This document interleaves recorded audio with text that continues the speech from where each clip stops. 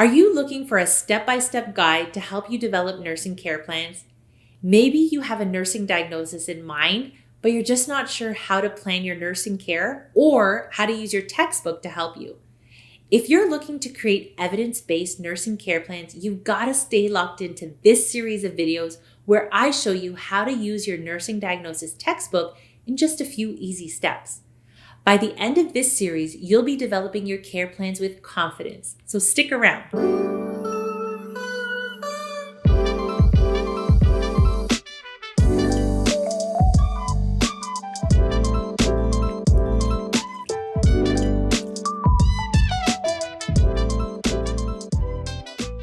Hi everyone, my name is Professor Just B, and this is LJ. Say hello. Welcome to my channel. If you're new here, this channel was created to support nursing and healthcare students just like you. As a nursing professor and educator, I offer tips and expert advice that will help you succeed in school and in your new career. If this is something that you're interested in, show me some love and support. Hit that like button now, leave a comment, and subscribe to my channel so you don't miss out on weekly videos. So in a previous video, I provided a basic orientation and overview of your nursing diagnosis textbook, and I reviewed some important steps. We also talked about in another video how to look up diagnostic labels in your textbook.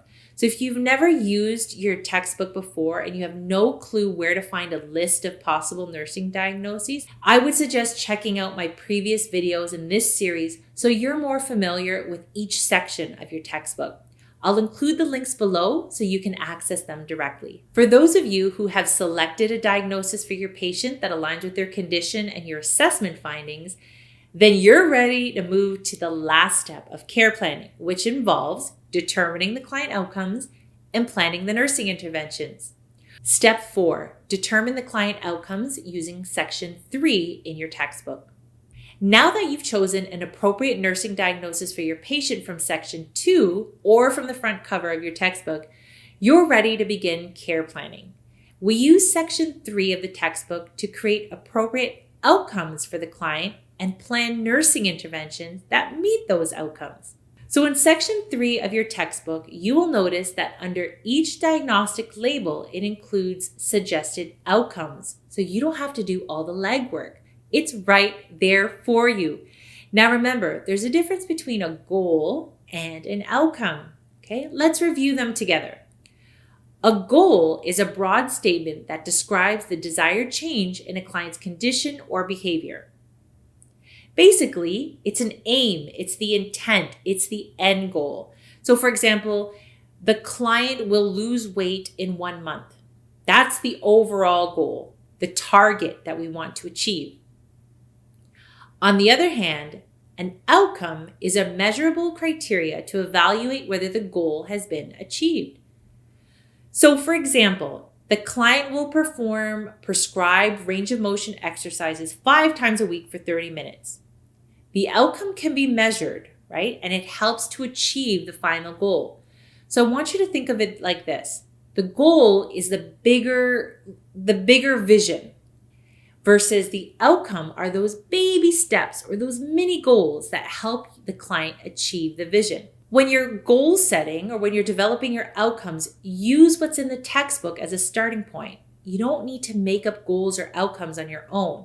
Use what's there, or you can simply tweak it as you need to. Just be sure that when you're developing outcomes and goals, use the acronym S.M.A.R.T. S.M.A.R.T. Are the outcomes specific? Are the outcomes measurable? Are the outcomes attainable? Are the outcomes realistic? And am I following adequate time for a positive outcome? Step 5. Plan your nursing intervention. While you're still in section 3 of the textbook, the next step is to plan your nursing interventions. What are nursing interventions again? Let's just quickly review. An intervention is defined as any treatment based upon clinical judgment and knowledge that a nurse performs to enhance patient or client outcome. So what you want to do is look at the list of suggested interventions in your textbook. Just be sure that you select ones that are appropriate and realistic for the nurse to implement, either individually on their own or collaboratively with other members of the healthcare team. And yes, it's okay to have multiple interventions to address one outcome. As you are choosing your nursing interventions, you also want to consider whether your intervention is evidence-based or informed by research. The skill of care planning takes practice, but the good news is that your nursing textbook can really make it easy and simple. This video series reviewed the following steps to developing an evidence-based care plan. Step number 1, complete an assessment of the client. Step number 2, look up the client's symptom or condition using section 2 of the textbook. Step number 3, evaluate the suggested nursing diagnoses and determine its appropriateness using section 3 of the textbook. Step number 4, determine the client outcomes using section 3 of your textbook. And finally, step number 5, plan nursing interventions using section 3 of your textbook. If you're planning to develop a patient care plan using the steps that we've talked about today, I've got a simple care plan template for you. Just click on the link in the description and we will email it directly to you for free. Hey guys, thanks for joining me on the JLT channel today. I promise I've got more good content for you, like this video over here. And don't forget to subscribe, hit that like button, hit that notification bell, and even share this video with a friend, because it's just like that.